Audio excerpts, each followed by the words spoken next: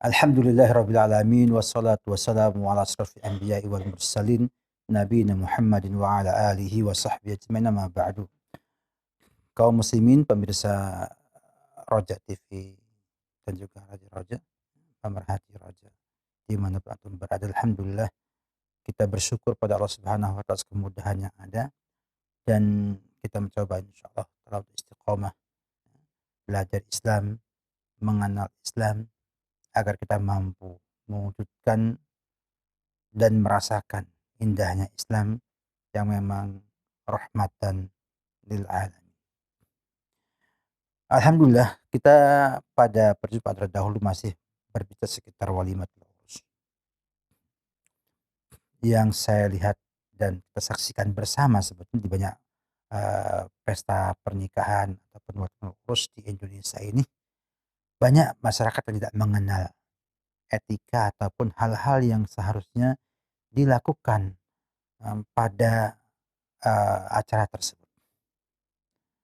Yang ini sederhana, namun karena ketidaktahuan daripada banyak kaum muslimin, mereka itu akhirnya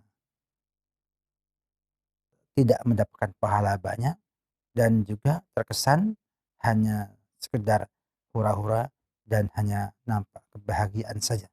Padahal Islam sangat lengkap mengatur etika dalam hal ini. Di antaranya adalah mengucapkan selamat kepada pengantin. Para ulama rahimahullah mengatakan bahwa memberikan ucapan selamat kepada pengantin itu hukumnya sunnah. Karena bisa memberikan kepada pengantin rasa bahagia, ya, diucapkan selamat kepada mereka. Kita mengatakan barakallahu laka wa baraka alaika wa jama'a bainakuma fi khairin.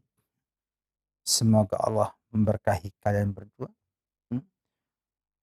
memberkahi pada kalian berdua dan juga mengumpulkan kalian dalam kebaikan yang banyak. Ucapan ini sederhana, ya, berisi doa dan juga berisi ucapan selamat kepada sang pengantin. Dan inilah yang dicontohkan oleh Rasulullah SAW, ya, bahwa Abu Hurairah radhiyallahu taala anhu itu pernah mengatakan bahwa Nabi kita Muhammad SAW kana idza rafa'a al-insana idza tazawwaja qala barakallahu laka wa baraka 'alaika wa jama'a bainakuma fi khair. Bahwa Nabi itu ketika mengucapkan selamat kepada seseorang apabila menikah itu mengatakan barakallahu laka wa baraka 'alaika wa jama'a bainakuma fi khairin. Demikian juga Nabi kita Muhammad SAW ketika melihat Abdurrahman bin Auf, ya, ada bekas pengantin, maka beliau mengatakan mahal apa ini? Qal, Abdurrahman pun menjawab, inni tazawwajtu imra'atan ala wazni nuwati minadz dzahab. Aku menikahi seorang wanita dengan mahar nuah itu biji, ya, biasanya untuk biji korma, ya, dari emas. Maka beliau mengatakan barakallahu laka aulim walau bisyah. Nabi mendengar bahwa beliau telah menikah langsung mengucapkan barakallahu laka. Dan beliau tidak menyaksikan pernikahan Abdurrahman bin Auf. Jadi ketika dia mendengar atau mengetahui, ya, bahwa ada sahabat yang menikah, langsung mengatakan barakallahu laka, ya, dan aulim walau bisa. Buatlah walimah walaupun dengan seekor kambing saja. Oleh karena itu Imam Al-Bukhari, ya, membuat bab dalam hal ini, kata beliau bab kaifa yud'a lil mutazawwid. Bagaimana mendoakan orang yang menikah. Dan menyampaikan kisah Abdurrahman bin Auf ya dengan ringkas. Kalau kita melihat kepada buku-buku yang mensyarah kitab Sahih Bukhari, didapatkan para ulama menyampaikan bahwa ini adalah bentuk bantahan kepada adat di zaman jahiliyah, ya, yang bila ada orang menikah mengatakan birrafa wal banin, selamat dan dan dapatkan anak laki-laki. Seakan-akan ya, ia memberikan isyarat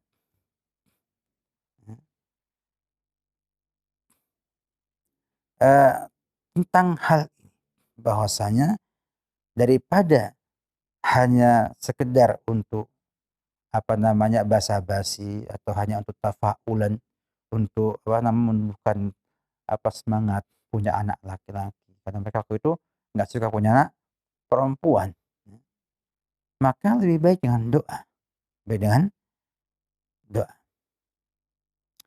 Demikian juga dalam hadis yang lainnya, hadisnya Muadz bin Jabal, ya, bahwa beliau menyaksikan pernikahan seorang Ansar, ya, maka beliau mengatakan alal ulfati wal khairi wal barakati. Artinya ada di sana doa keberkahan kepada sang pengantin tersebut. Beberapa dalil yang menunjukkan bahwa memang tidak terikat hanya dengan lafaz barakallahu laka wa baraka alaika wa jama' bainakuma fi khairin. Tapi ada ucapan selamat kepada mereka dan doa keberkahan untuk sang pengantin tersebut. Dengan syarat tentunya tidak bertentangan dengan syariat dan kaidah-kaidah syariah. Oleh karena itu, Ibnu Habib dari ulama Malikiyah mengatakan bahwa tidak mengapa menambah lafaz-lafaz tertentu dengan menyampaikan kebahagiaan, misalnya barakallah wa as'adakumullah dan lain sebagainya, yang menunjukkan bahwa ada di sana ucapan selamat, mendoakan keberkahan, mendoakan kebahagiaan bagi pengantin. Mungkin dalam bahasa Indonesia bisa menggunakan semoga berbahagia, semoga berkah, semoga langgeng pernikahannya, dan itu merupakan perkara yang disunahkan para ulama rahimahullahu ta'ala.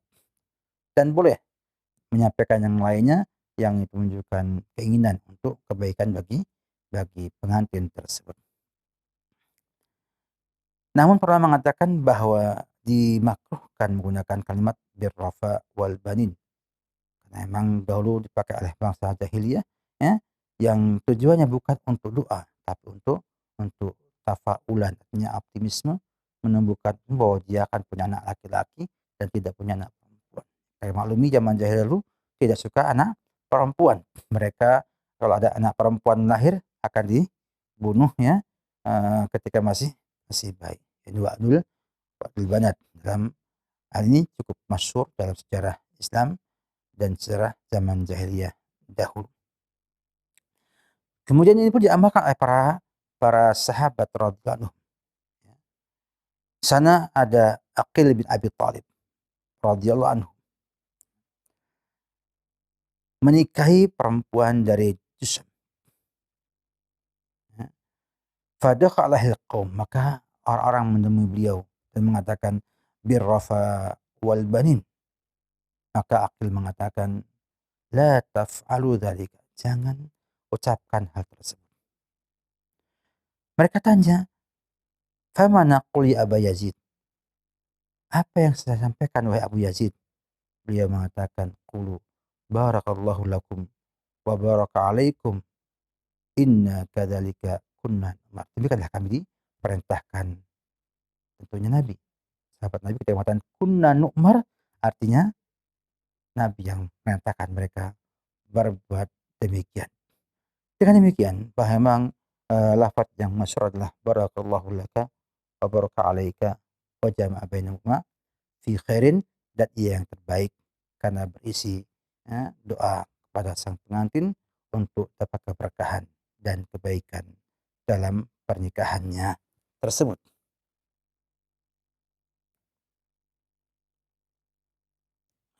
Kemudian Imam Ibnu Munir menyampaikan ya, tentang sebab ya, eee, kenapa kok dimakruhkan menggunakan birrafa wal banin, kata beliau, "Wallati" ada yang tampak bahwasanya Nabi SAW memakruhkan lafaz tersebut karena berisi adanya kesamaan dengan orang-orang jahiliyah. Karena dahulu orang jahiliyah mengucapkan birrafa wal banin dengan tafaulan, artinya untuk, berharap punya anak laki-laki dan tidak punya anak yang perempuan, bukan karena doa. Jadi dengan demikian ya, ada kebebasan kita untuk mendoakan, pengantin dengan doa-doa yang baik untuk mereka semua, walaupun sepakati bahwa apa yang Nabi contohkan adalah lafaz yang terbaik. Sehingga jangan sampai kita ketika kita menghadiri walimatul urus, pernikahan, kita tidak mendoakan sang pengantin tersebut. Karena banyak faedahnya, siapa tahu doa kita mustajab dan itu bermanfaat bagi sang pengantin. Paling tidak akan memunculkan sebuah kebahagiaan dari, pengantin yang mendapatkan doa dari kawan-kawannya atau dari para tamu yang ada. Maka jangan lupa untuk mendoakan sang pengantin ketika walimatul urus. Tidak menunggu, didoakan dengan, doa, bareng-barengnya, ada pak kiainya, pak ustadznya, ataupun orang yang memang bertugas memimpin doa dan kita mengamininya. Yang benar dan yang sunnah adalah kita sendiri yang menjumpai pengantin, salaman mengucapkan barakallahu laka wa baraka alaika wa jama'a bainakuma fi khairin, atau doa lainnya. Ya, berbahasa Indonesia boleh, bahasa Jawa boleh, atau bahasa apapun juga. Yang penting berisikan doa untuk sang pengantin tersebut. Ini juga ada etika lainnya yang perlu kita sampaikan, yang ini juga banyak dilalaikan ataupun tidak diperhatikan oleh kaum muslimin dalam, pernikahan. Di antaranya adalah etika yang disunnahkan ketika sang suami menjumpai istrinya. Menjumpai istrinya di malam pertama atau di hari pasca akad pernikahan. Yang pertama adalah salat 2 rakaat bersama istrinya. Salat 2 rakaat bersama sang istri, sebagaimana ya, dalam sebuah riwayat athar ya, dari Abu Sa'id Maula Abi Usaid ya, radhiyallahu anhu, yang mengatakan, "Tazawwajtu, aku menikah, fahadarahu Abdullah bin Mas'ud wa Abu Dzar wa Hudzaifah wa ghairuhum min ashabi Rasulillah SAW." Lalu hadir dalam akad pernikahanku Abdullah bin Mas'ud, Abu Dzar, Hudzaifah, dan yang lain-lainnya dari sahabat Nabi radhiyallahu taala anhum. Fahadarat salat, kemudian masuk waktu salat. Faqaddamuhu fasalla bihim. Ya, mereka ini mengedepankan atau menyuruh ya, Abu Sa'id untuk menjadi imam salat. Tsumma qalu lahu, yang mengatakan, "Idza dakhalta ala ahlik fasalli rak'atain." Bila kamu itu menemui istrimu pasca akad pernikahan, fasalli rak'atain, maka salatlah 2 rakaat. Tsumma khud bi ra'si ahlik, kemudian peganglah kepala istrimu. Faqul, ucapkanlah doa, Allahumma barik li fi ahli wa barik li ahli fi warzuqhum minni warzuqni minhum.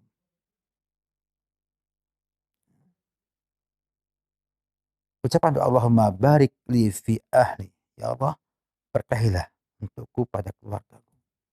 Wa barik li ahli fi, dan berkahkanlah untuk keluargaku padaku.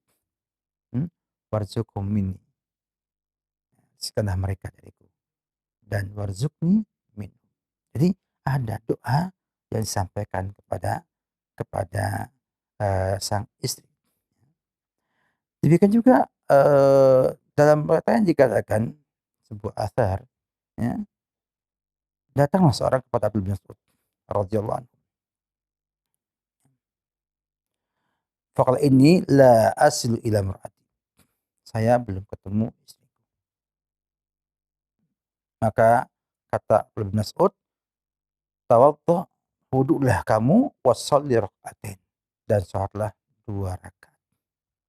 Wa murha an tusalli khalfak, dan perintahkanlah istri itu untuk salat belakang kamu, jadi makmum. Fa idza faragta min fi salatika, kalau selesai salatnya, maka katakan Allahumma barik li fi ahli wa barik li ahli fiyya warzuqni minhum warzuqhum minni. Allahumma ma jama'ta bainana fajma' bainana fi khairin wa idza faraqta fafarriq fi khairin.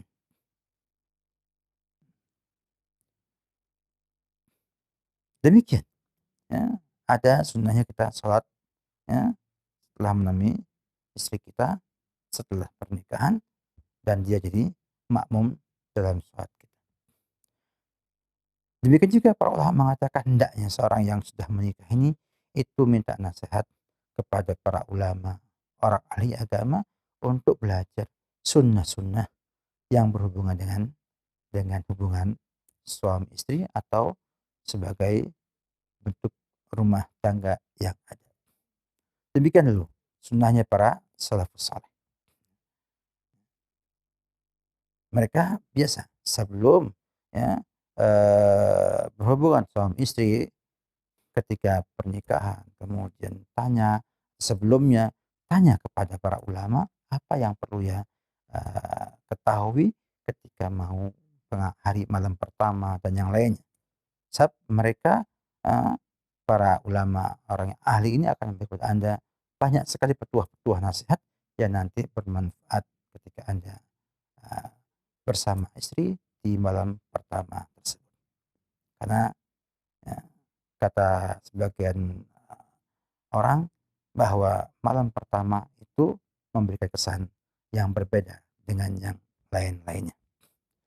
Etika yang berikutnya adalah untuk memegang ubun-ubun sang istri dan mendoakan keberkahan, ya, kepada pasangannya tersebut. Ya. Nabi pernah bersabda, "Idza afada ahadukum dabatan aw imra'atan aw khadiman aw ba'iran falyada' yadahu ala nasiyatihi falyaqul Allahumma inni as'aluka khairaha wa khaira ma jabaltaha alaihi wa a'udzu bika min syarriha wa min syarri ma jabaltaha alaihi fa ammal ba'ir fa innahu ya'khud bi darwati sinamihi thumma liyaqul mithla dzalika."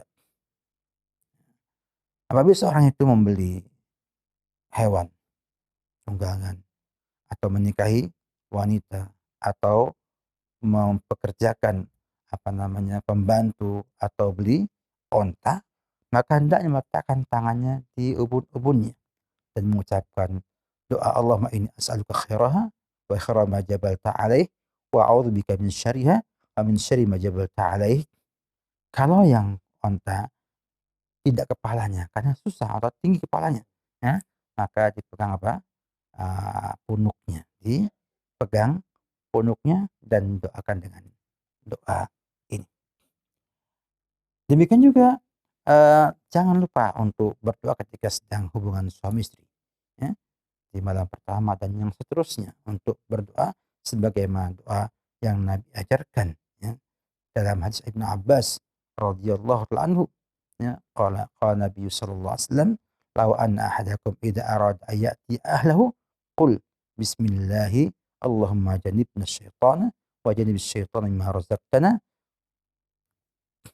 Kalau ada yang ingin berhubungan suami istri dengan istrinya, maka bacalah bismillah Allahumma jannibna asyaitan. Ya Allah, jauhkan kami dari syaitan, dan janibis syaitan ma razaqtana, dan jauhkan syaitan dari yang engkau berikan kepada kami. Tsumma qudira ay yakuna bainahuma waladun fi dzalika. Kemudian ditakdir Allah punya anak pada keduanya, lam salit alaihi syaitan. Syaitan tidak bisa menguasai anak tersebut.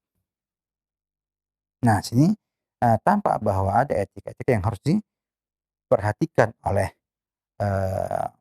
pengantin setelah fase pernikahan, tidak akan oleh teman-temannya, oleh yang hadir, dan juga berdoa untuk istrinya yang akan menjadi makmum ataupun menjadi rakyat dalam rumah tangganya tersebut.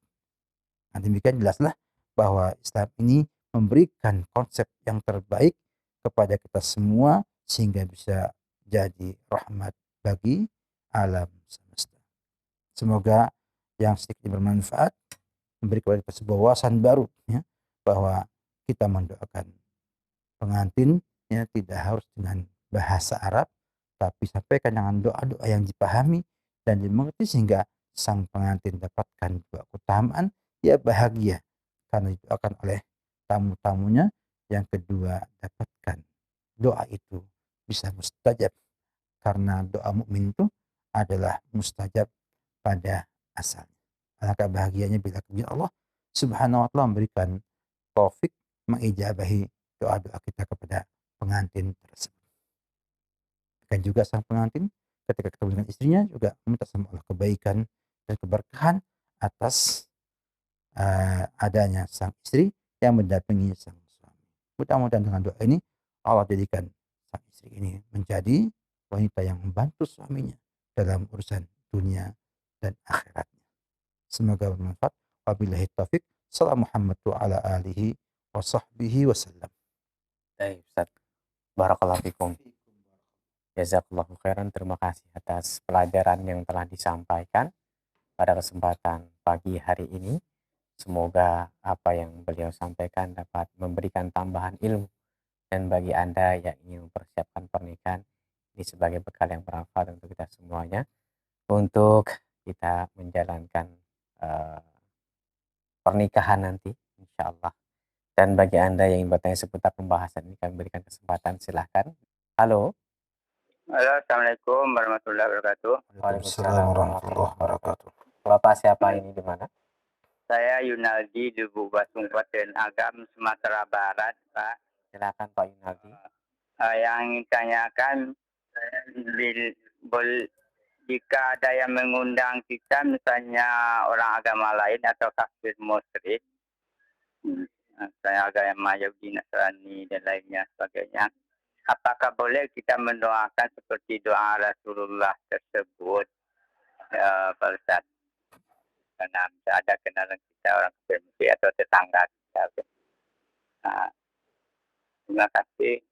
Assalamualaikum warahmatullahi wabarakatuh. Waalaikumsalam warahmatullahi wabarakatuh.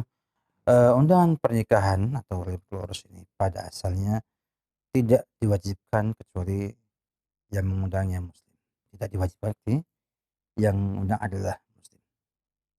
Namun juga tidak ada larangan kita untuk menghadiri ya, pernikahan non muslim ya, bila itu min bab kemanusiaan ya, atau min bab akhlak yang mulia. Namun tetap kita punya prinsip yang jelas dalam wa'al bara sehingga kita jangan menampakkan wala kepada selain kaum muslimin. Dan doa ya, kepada mereka dibolehkan untuk kebaikan mereka seperti doa hidayah atau yang lain. Yang dilarang adalah doa minta ampunan untuk mereka. Sehingga dibolehkan kita mendoakannya. Dan bagus kalau kita mendoakan mereka dengan doa hidayah supaya mereka bisa menjadi orang yang baik dan bisa menjadi hamba Allah yang terus beribadah kepada Allah, mentauhidkan Allah Subhanahu wa taala. Jadi manfaatkan hal itu dengan doa-doa yang bisa membuat mereka itu sadar dan kembali kepada Islam atau kembali pada ibadah yang benar kepada Allah Subhanahu wa taala. Ya. Itu adalah bagian dari dakwah kita kepada selain kaum muslimin. Sehingga tidak mengapa ya mendoakan bukan dalam rangka menunjukkan ya, wala kita kepada mereka. Wallahu alam bissawab. Ustaz, terima kasih atas jawaban dan nasihatnya. Selanjutnya kami berikan kesempatan kembali, silahkan. Masih di layanan telepon. Bersambungan kami bacakan dari pesan singkat dari hamba Allah di Jakarta.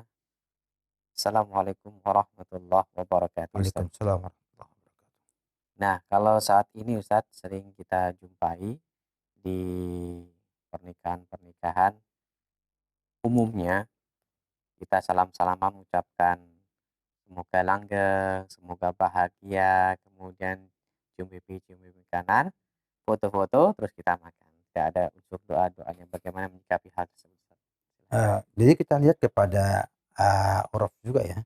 Apakah semoga bahagia, semoga langgeng pernikahannya, apakah ia doa atau bukan doa. Ya. Umumnya dalam bahasa Indonesia itu doa. Semoga bahagia, semoga Allah berikan kebahagiaan. Ya. Ya.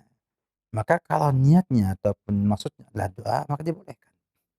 Tapi kalau maksudnya hanya basa-basi, sebagaimana orang-orang kaum jahiliyah dahulu hanya fir'afa wal baninnya, bukan untuk doa, maka dimakruhkan para ulama rahimahullah taala.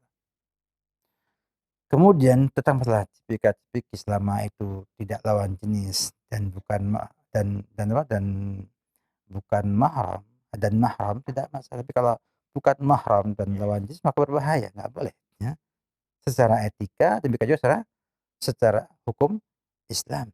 Ada orang timur bukanlah hal yang bagus ketika lawan jenis tidak ada mahram, tidak ada kemahraman di sana, bukan kerabat dekat, bukan apa, dicipika-cipiki di depan khalayak ramai itu kan aib, masih dianggap tabu dan itu benar.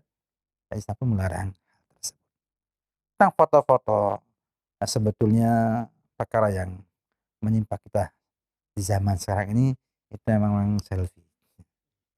Yang itu terkadang merusak niat kita, merusak ibadah kita. Karena sangat terbuka sekali pintu sum'ah yang itu adalah penghancur pahala amalan soleh kita. Jadi bayangkan gara-gara selfie foto-foto ini, ya ada orang yang sengaja foto di depan Ka'bah, padahal dia nggak doa.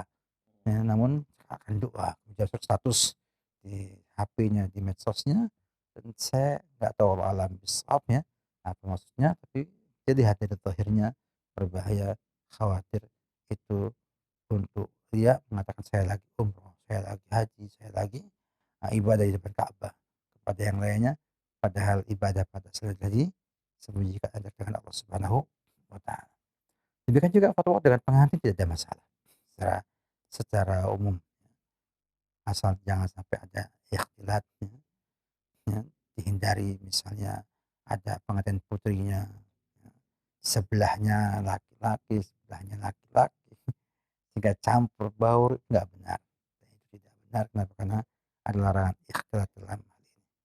Yang kedua juga berbahaya karena umumnya pernikahan di Indonesia ini perempuan dihias secantik mungkin, yang tadinya bulunya hanya sekian mili ya jadi sekian senti kan gitu. Kemudian yang warnanya sawo matang dikasih hias jadi apa? Putih mengkilap. Sehingga bisa jadi fitnah bagi orang yang melihat atau yang dekat dengannya. Maka sebaiknya kalaupun ingin berfoto-foto, pisah antara laki-laki dengan perempuan dalam hal ini.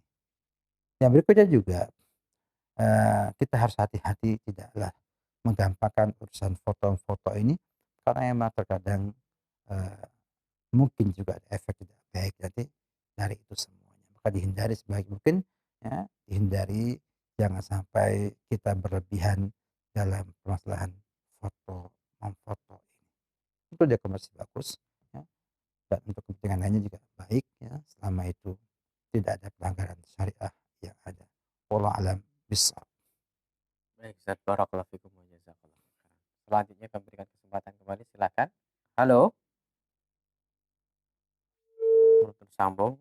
Pertanyaan berikutnya, Assalamualaikum Ustaz. Dari hamba Allah di Toli-Toli, mau bertanya Pak Ustadz, apakah ada petunjuknya jika kita akan mendatangi istri kita kedua kalinya dalam satu waktu? Kita harus bagaimana Ustadz? Kita sudah junub sebelumnya. Apabila Anda ingin mengulangi hubungan suami istri, maka disunahkan untuk berwudu antara keduanya. Hadis Umar bin Khattab dan yang lain-lainnya. Ya. Dan itu tidak masalah. Kalaupun tidak masalah. Tidak wudu atau tidak bersih juga tidak masalah. Kenapa? Karena itu masih satu rangkaian yang memang tidak bermasalah. Itu tidak ada sana kewajiban untuk mandi dulu ataupun untuk tidak, hanya sunnah saja karena ihwa ansatnya lebih memberikan semangat kepada keduanya dalam berhubungan suami istri. Allah alam. Ustaz. Berikutnya kami bacakan dari hamba Allah yang bertanya. Assalamualaikum Ustaz. Di beberapa daerah dan kampung kami, jika melakukan atau menyelenggarakan pernikahan selalu diiringi dengan biduan-biduan wanita yang berpakaian tidak senonoh. Nah, ketika kita mendatangi otomatis kita melihatnya Ustaz. Bagaimana Ustaz menyikapi hal ini? Silakan. Apabila sebuah walmatul urus ada hal seperti ini, artinya ada kemungkaran dan dosa. Artinya di sana ada orang-orang yang memang mengumbar syahwatnya, dan sangat jarang begini tanpa ada di sana minuman keras yang ada di sana ada. Ya. Saya lihat dalam banyak acara di banyak daerah, kalau ada undang orang seperti ini yang pakaiannya membuka aurat, kemudian mengumbar syahwatnya, memfitnah dengan gerakan tubuhnya, dengan suaranya, dengan musiknya, itu banyakan ada yang membawa miras. Mungkin ada yang enggak, tapi padanya demikian. Maka kaidah yang disampaikan terdahulu bahwa walimatul urus itu tidak wajib dihadiri bila ada kemungkaran di sana. Dan kita tidak bisa mengingkarinya. Maka hukumnya sudah tidak wajib lagi kita hadiri. Ya. Dan kalau kita misalnya ini ada hubungan dengan kerabat kita ataupun ada secara madarat yang muncul akibat kita tidak hadir, maka hadirlah ketika tidak ada itu. Artinya hadir sebelum acara itu dilaksanakan atau setelahnya, sehingga kita bisa menghindari kemaksiatan yang ada, dan juga kita bisa selamat dan kita masih bisa memberikan hak-haknya dia, ya, yang mengundang kita karena dekat, misalnya tetangga ataupun kerabat dekat yang mungkin kalau kita tidak hadir akan menimbulkan keretakan hubungan dan bisa jadi putus hubungan antara kerabat tersebut. Maka seorang muslim harus pintar untuk memanfaatkan yang ada. Jangan sampai ia masuk dalam kemaksiatan, padahal tidak ada maslahat yang bisa diraih di sana. Oleh karena itu, para ulama sepakat bahwa walimatul urus yang ada kemungkaran dalamnya tidak wajib dihadiri, walaupun undangan untuk walimatul urus itu hukumnya haknya muslim ala muslim. Barakallahu fikum wa jazakallahu khairan. Terima kasih atas jawabannya. Selanjutnya kami berikan kesempatan kembali, silahkan. Kami kembali bacakan. Assalamualaikum Ustaz. Waalaikumsalam. Jika kita sekarang ini sudah tahu mendapatkan ilmu dari Ustaz dan beberapa bulan lagi ingin menikah, cuman karena orang tua kami menginginkan diselenggarakan dengan sesuai adat dan acara-acara upacara. Ketika dipertemukan boro-boro mau mendoakan atau mau sholat, kita masih dalam keadaan berpakaian adat dan ada di depan khalayak umum untuk mendapatkan ucapan selamat dari mereka. Bagaimana Ustaz menyikapi hal tersebut? Alhamdulillah, dalam perkembangan yang ada zaman sekarang sebetulnya ada di sana upaya yang harus dilakukan oleh dua belah pihak, baik dari calon suami atau dari sang istri, untuk melobi orang tua ataupun ya, untuk berpakaian pengantin tapi yang lebih tertutup. Artinya dengan pakaian pengantin yang tidak yang masih memungkinkan dia untuk bisa sholat. Misalnya sebelum dihias berwudu dulu. Kan nggak batal kalau tidak ada pembatalnya. Kemudian ketika selesai akad nikah, ya, masuk ke kamar, dia lanjut sholat. Walaupun ada mikap di wajahnya, nggak ada masalah. Nggak ada masalah. Yang kedua, wallahu a'lam bishawab, kalau kondisinya seperti itu, kita sarankan aja untuk menikah dulu di KUA, baru ada pernikahan. Atau Pak, kalau waktu urusnya menyusul. Dengan harapan, misalnya, bisa menghindari banyak hal. Karena kalau udah menikah kan lebih lebih apa, lebih, longgar ketimbang belum menikah. Oleh karena itu seorang mukmin, seorang muslim dewasa ini harus mampu, berpikir, merencanakan semuanya bagaimana berusaha meminimalisir, ya, pelanggaran syariat dalam pernikahan. Kita berusaha untuk apa? Meminimalkan adanya kemungkaran dalam akad pernikahan ataupun dalam acara walimatul urus yang kita miliki. Dan bila nggak mampu fattaqullaha mastata'tum. Ya, kita bertakwa sesuai kemampuan kita dan berharap Allah ampunan atas segala kekurangan dan juga dosa yang ada. Upayakan. Bagaimana caranya? Ya, ada di sana upaya-upaya, ya, dari dua belah pihak, ya, untuk menghindari hal-hal yang tidak perlu dalam pernikahan.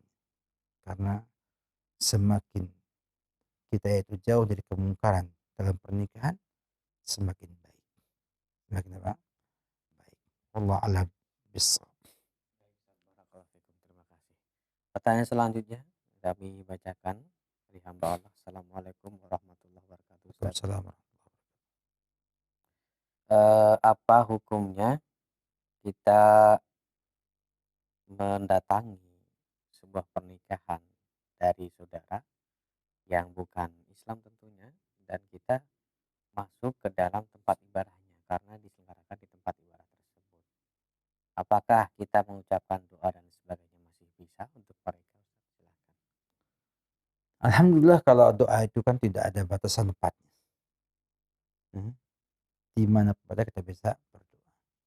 Terus sebaiknya tidak menghadirinya, karena sudah ada syiar-syiar seperti itu. Ya kita hadir saja di pesta pernikahan saja dan tidak ikut dalam akad yang mereka lakukan hal seperti itu.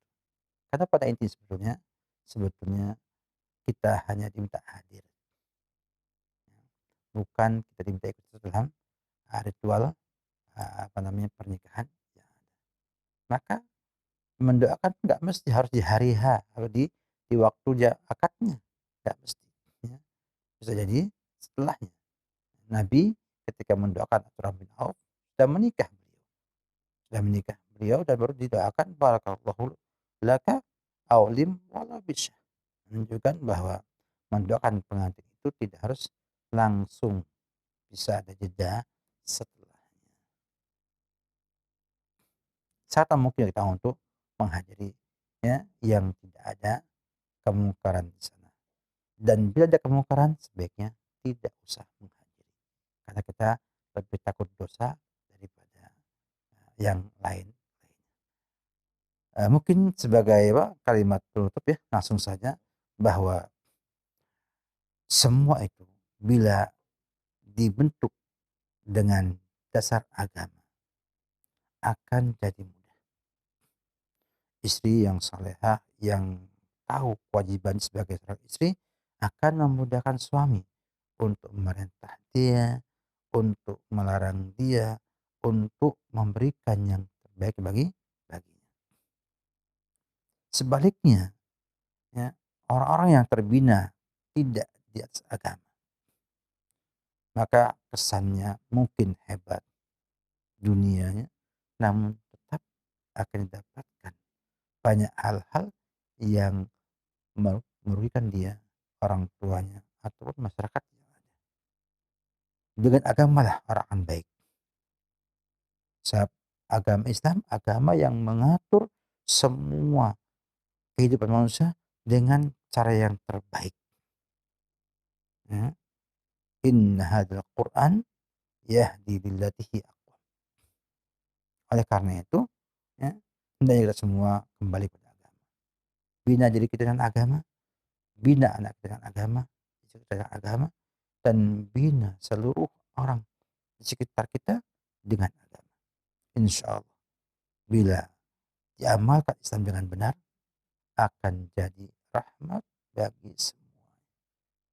Bukan hanya manusia, sampai hewan pun akan merasakan keberkahan dari pengamalan syariat Islam di manusia. Oleh karena itu, mari kita semuanya berusaha untuk kembali kepada Quran dan Sunnah agar kita memahami agama dengan benar dan agar kita melangkahnya itu betul-betul di atas Quran dan Sunnah dan kita itu niatnya lillahi ta'ala sehingga kita bisa berharap berjumpa dengan Allah Subhanahu wa taala dengan kebaikan dan dapatkan pahala dan surganya Allah.